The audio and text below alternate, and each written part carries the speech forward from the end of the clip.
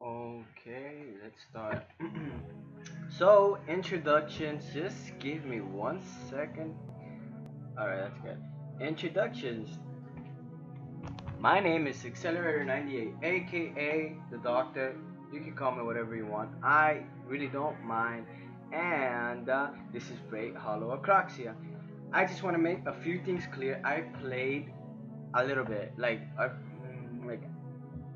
read the first two scenes just to see how like the game works itself.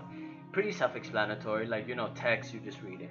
So how I'm gonna do this is because I have the voice patch and the uncensored patch as well.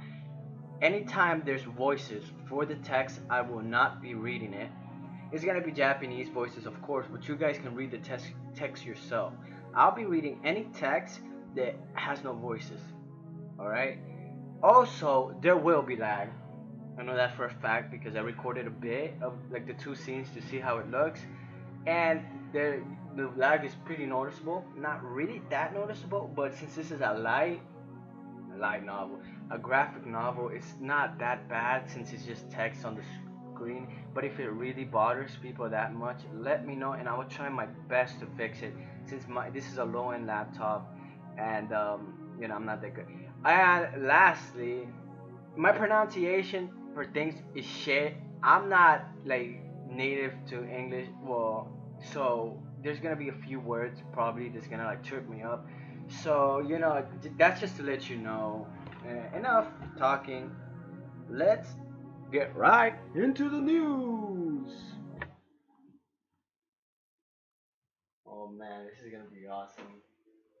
Yeah, so I've read this and the other two scenes, but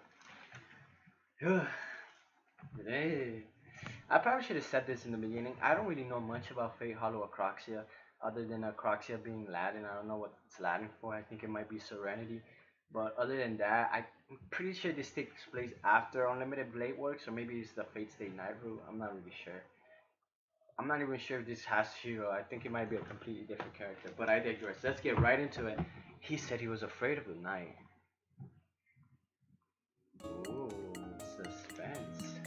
Shiri Shinto Kuro Kisiaka, District Block 4, Simena, Apartment 11th floor, Room 2. Again, I'm sorry for my pronunciation of Japanese names. I know it's shit. That's where he lived. His name was, well, let's just call him Mr. A. Mr. A was a student, having just turned 20, had moved in the beginning of spring. This was the first time he ever moved, the first time he ever lived by himself, and the first time he was in an unfamiliar neighborhood. Adjusting to life in Fuyuki, gradually, Fuyuki, huh? So this is taking place in the same area Shiro was living in, huh? Because I'm pretty sure the fifth Holy Grail War took place in Fuyuki. Pretty sure. Mr. A was comfortable being alone in the first place and never seemed to care much about having friends or living among strangers. Having a few friends or living among strangers. Yeah. Rather, he preferred things that way. Mr. A, who would shut himself in his room, apparently liked not having his new life disturbed by anyone, be it friends or family. I wonder who this Mr. A is. I doubt it's Shiro. Mr. A was satisfied with his life, except for two things. The long hallway leading to the entrance, and so I'm just gonna say this from here on, new content. I have not been here. I stopped on that last scene we just saw. This new content from here on, and I'll probably only be doing, I'd say maybe 20 minutes 20 minutes of this, then I'll save and stop, because I doubt you guys would want to see like 50 plus minutes of me just reading text. So let's just keep it in bites. Okay, here we go. Except two things: the long hallway leading to the entrance, and the hopeless thoughtlessness of the family that moved in next door 1 month prior. Alright, nice. What was what's unsettling him began since he's moved into the apartment in spring. What his parents had set up for him was a XXX yen monthly 4 bedroom apartment. 4 bedroom apartment for one person? It's pretty it's pretty good, man. Not bad. The size was nothing to complain about. While Mr. A loved being alone, he had an inclination towards luxury and didn't favor living plainly. When it came to dwelling, the bigger the better. To someone like him who hated the outside world, this place was a fortress. It had to be large and solid. It couldn't be easy to reach. He couldn't relax if it wasn't impenetrable. That's right. It wasn't that Mr. A liked being alone. It was the issue of others being near. He was unconsciously afraid of someone other than himself intruding into his space. Personal space problem? Yeah, actually. There was another reason why Mr. A chose MR.A apartments. It was the distance from the living room to the door. The long hallway was the first and last obstacle to pass through in order to enter or leave the apartment. The 4-meter long hallway stretched in a straight line from the living room to the door. There was neither storage rooms nor a bathroom along the way. It was an unusual hallway for an apartment to have, but it seems Mr. A took a liking to it for its length. It took up the ideal amount of space and was the ideal entranceway. The far off separation from the entrance was not so much a medium between inside and outside. It was more of an ambiguous boundary.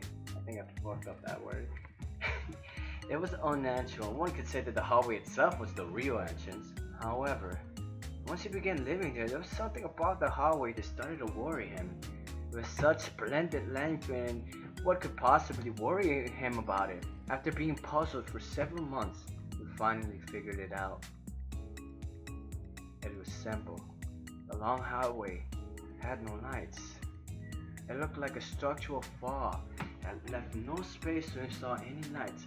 The hallways of the other apartments had them, but only in room 2 of room 11 were they forgotten.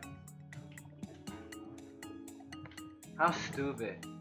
Not the workers that forgot to install the lights, but himself, who had noticed only now after living there for several months. Come to think of it, he had already made a wrong turn the moment he had failed to realize what was amiss. Oh shit. I got pretty creepy. What do you mean by that? Fall came, and new tenants moved in next door. They were the kind of happy family you could find anywhere. A young married couple and a 3-year-old daughter. The only contact he had with them was limited to a simple greeting when they were moving in. All Mr. A knew about them was their surname XX and the daughter's name, let's just say XX2. Nah, that'd be confusing. Daughter's name, Pound. Let's just go with Pound. Pound. Simona Apartments is an L-shell building with only 2 apartments on each floor. At the center is the entrance into the building, and each apartment occupies the entire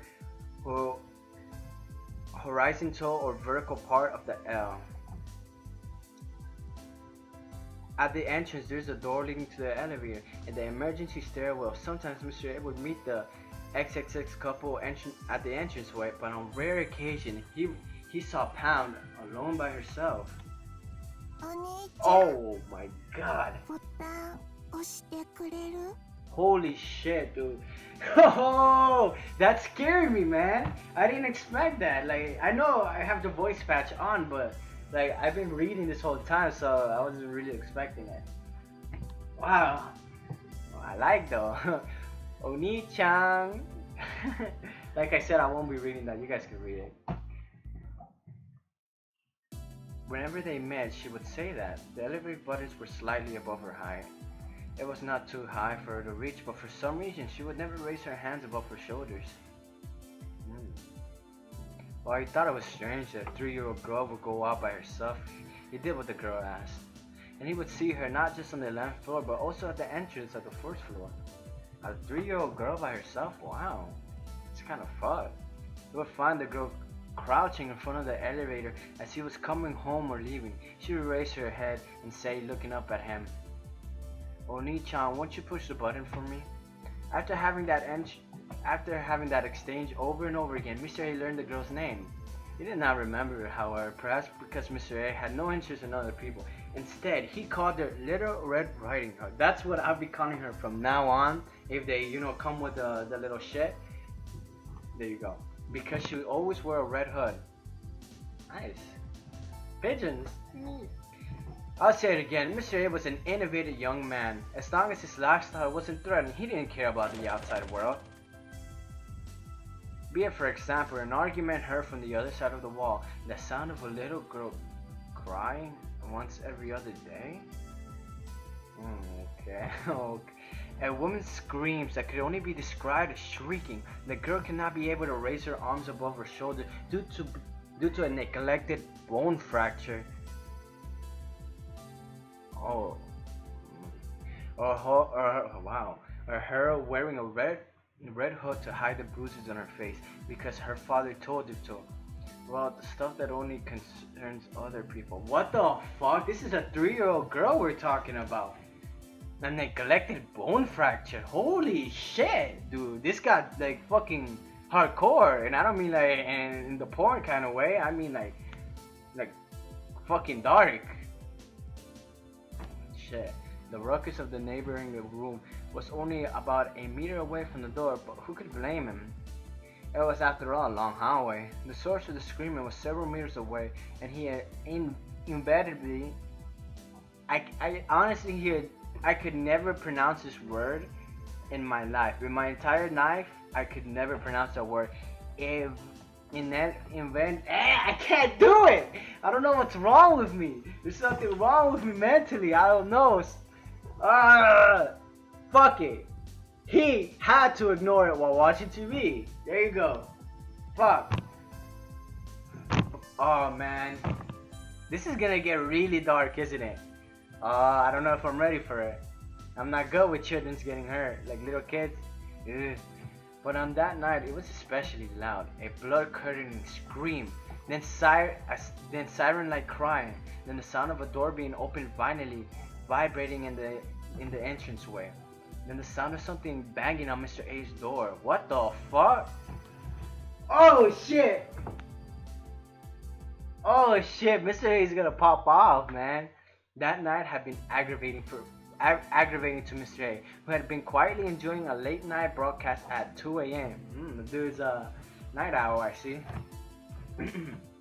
Excuse me. He was about to get up and ask them to behave like reasonable human beings. And so he got up and he did, but as soon as he sat back down, it'll probably end soon anyway. I'm not sure if I'm liking Mr. A. Their affairs were none of Mr. A's business. Butting in at this point will get him overly involved, so he avoided thinking about it. Damn, come on, Mr. A. Whatever it is, it's their own responsibility. People ought to handle their own problems by themselves. And so Mr. A took the remote and raised the volume by 5 bars. At the end of the night, as he was turning off the TV and falling asleep, the unusual nighttime silence had finally returned.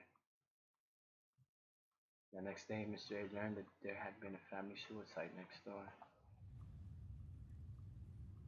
It was the first time he had ever been questioned by the police. The night before, after having an argument, Mrs. XXX murdered Mr. XXX before blade after slashing Red Riding her only daughter. She took her own knife. But when asked about it, I slept like a log and didn't hear anything, was Mr. A's answer. The officer thanked Mr. A for his cooperation and was about to leave. As he was walking away, Mr. A asked just one question. 一人娘はどうなったのでしょう?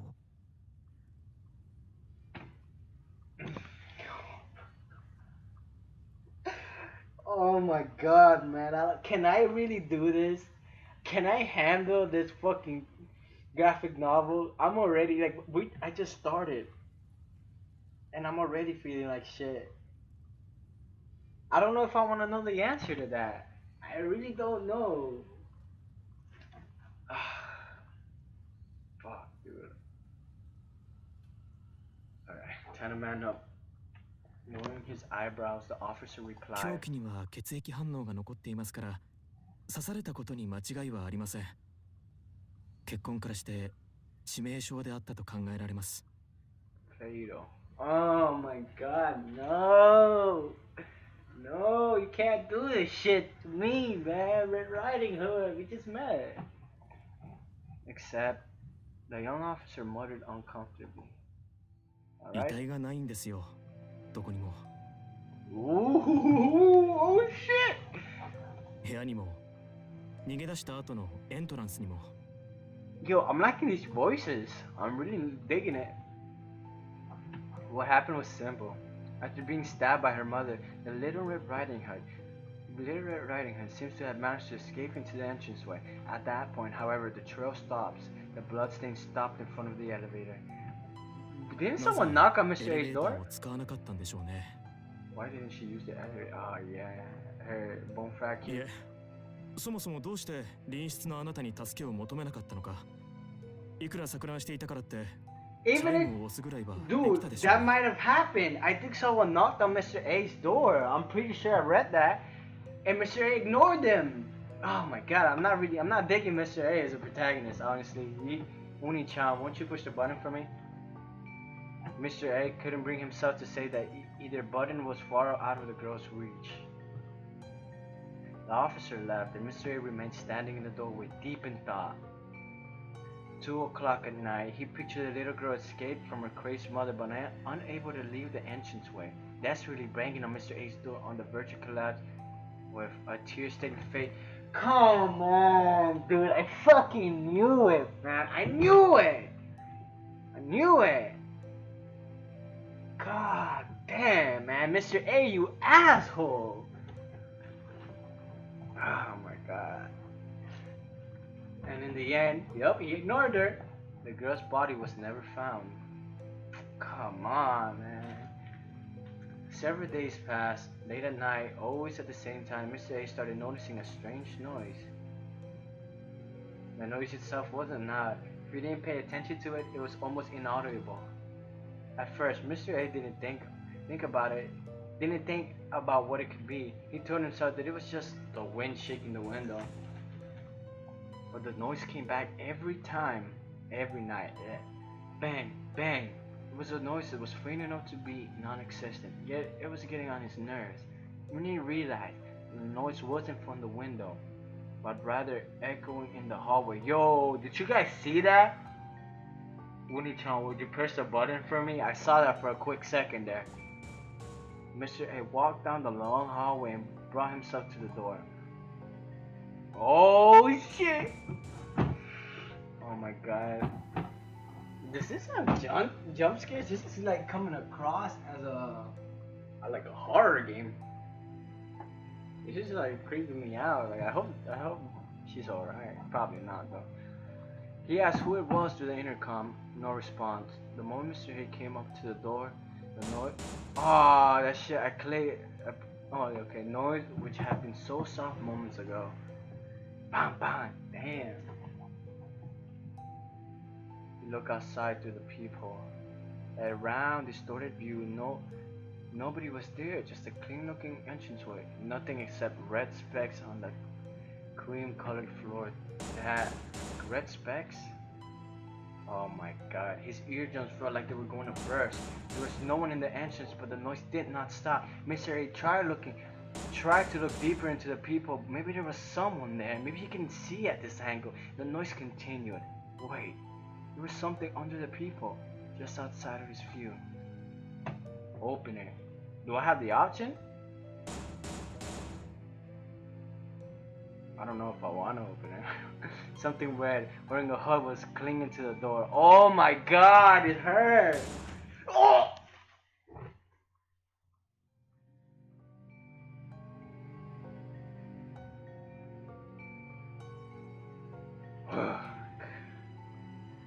Okay, he ran back down the long hallway. The clock was showing 2 a.m. Yo, is it her ghost, dude? Those late night visits became a routine event. The noise continued every night. Mr. A never opened the door. Then one night it happened again. It was insignificantly quiet. He could have just brushed it off as being a part of his imagination. But now it had been an unavoidable angst that had stained his brain, cutting away at his nerves like a blade. With each day Mr. A's mind was being cornered. It was the end of autumn. He could now hear it no matter what time it was. That night he came to a decision. He would see for himself what was clinging to the door. I think it's obvious. He walked down the long hallway. A light from the entranceway leaked in from behind the door, passing through the unlit corridor. Open it, open it. He walked down the long hallway. The light. Oh no, I read that. He pushed the door open. Oh my god, jump scare? Jump scare? Chill. Okay, I'm good. We're good. There was nothing there. There was no one there. That painful knocking that had been echoing in his skull was gone as well. Of course there was nothing. Something that ridiculous. Couldn't be true. There had never been any noise. There had never been a red hood. Laughter and relief mixed together. He chilled his body rapidly, regained to warmth. Oh, she's gonna be behind him. Oh, hell no. He had just been hearing things. Somehow it seemed that that incident had gotten to him. Without realizing it, he had felt guilty and developed paranoia. I mean, think about it. After finding out something like that, a 3-year-old girl, basically on the verge of death, knocking on your door at 2 a.m. and you're not opening to to find out what happened, it's pretty far, and that would get to anyone. But I'm okay. Here we go. But this was all over. It all ended the moment he opened the door. Wiping sweat off his forehead, he closed the door. Once he had locked the door, he raised his head. Before his very eyes, I knew it. Oh, please don't be too fucking creepy, that. Down the long, dark hallway that he had been so fond of. His eyes widened. In the middle of the corridor, there was something wearing a red hood, a familiar dead body. Dead? He seemed to be pleading at him. Somehow Mr. A knew that it would be the last thing he would hear before his death. And within the darkness, its lip smooth, like a watermelon that had been bored into with a knife. With a blood-stained voice, the little Red Riding Hood spoke to him. Oh shit. Would you press the button for me? The button? Oh my god! Oh, I saw that coming. Wait, what? Huh? What? What? What the fuck is this? Punch. っていうかなんでそんなに演出家なんだ実際三つ釣りデテール凝りすぎ芝居うますぎあと話長すぎ Are you fucking kidding me? Yo, that was a story? Oh my god. I'm kind of glad I'm not Mr. A as a protagonist. He was an asshole. Oh my god, dude. Come on. そもそもなんだよその演詞 That's そんなにやばい not 状 that 態 isn't になったら tiger. 引っ越せ She reminds me of someone 引っ though. 越せよ And what was wrong with that Mr. A guy? Yeah, there was something serious. Ryudu Temple. Huh. Isn't that where Mikidari Kadi's shrieking voice responds to the false guy?